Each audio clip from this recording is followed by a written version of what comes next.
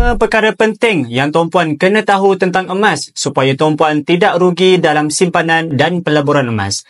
Yang pertama, emas ini tidak ada pendapatan bulanan ataupun tahunan. Jadi, tuan-puan hanya akan dapat keuntungan hasil daripada kenaikan harga emas. Jadi, asasnya adalah beli emas, simpan dan jual emas. Bila harga sudah naik, dapatlah untung. Dia tidak seperti ASB ataupun tabung haji yang dapat dividen setiap tahun.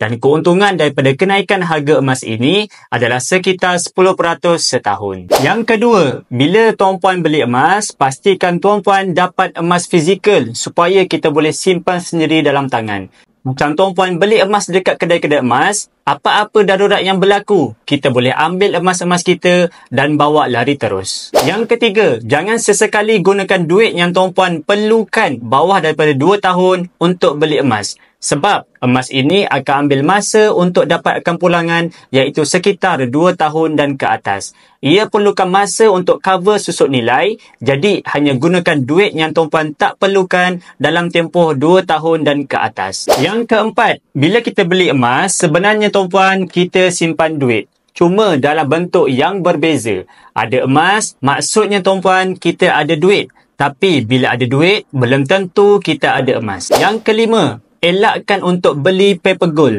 Maksudnya emas yang 0.01 gram, tuan-puan nampak macam murah.